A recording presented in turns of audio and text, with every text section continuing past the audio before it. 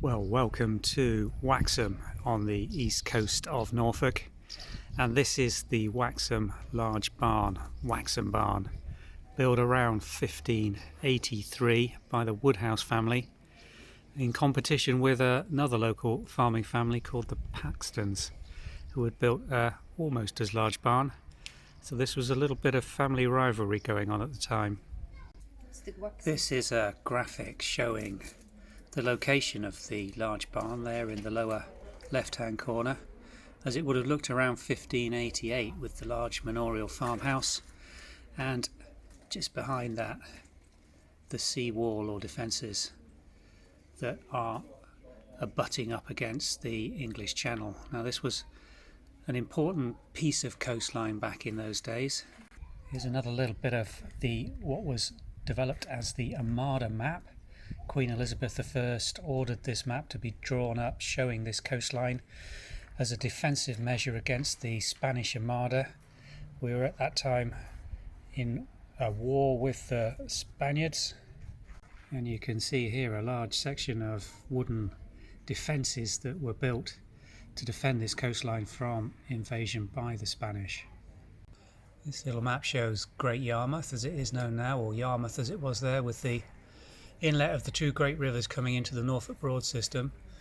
And just up the coast we go from Yarmouth to Waxham, one of the important manorial defence posts in those times. Now, a lot of the old beams in the roof structure of the barn were actually taken from ships and shipwrecks that were pretty common in those days along this coastline. The actual total length of this barn is in excess of 55 metres. It's closed at the moment, so we can't go inside and show you the full layout, but it's a stone floor with pavements and bricks, and to the side of it now the farmyard which once stood in this area has been developed into a cafe, and it's a little bit of a tourist attraction and stopover point on the way up this east coast.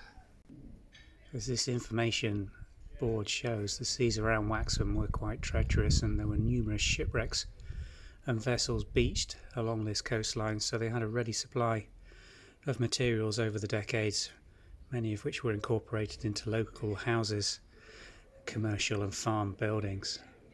The size of the end gable wall of the barn really gives some impression of the width and size of this structure, and it's built into a quite extensive farmyard complex which fills the area between the large barn and the manor house, which you can just see peeking over the more modern barn complex in the farmyards behind.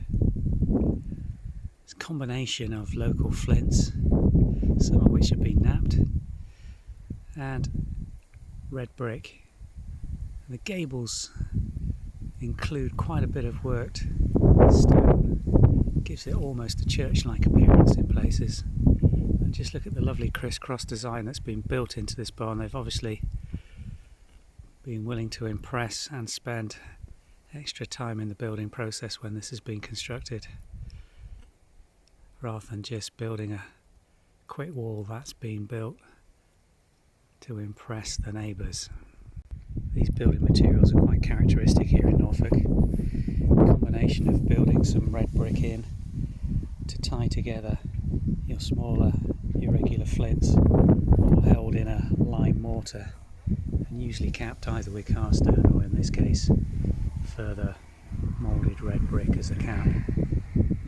Well, we've come over the bank here at Waxham down onto the beach, and it's a very nice beach here at Waxham. The Elizabethan wooden sea defences, or Spanish Armada defences, have been replaced by a concrete wall that's retaining the sand dunes. It's a lovely stretch of very clean sand here,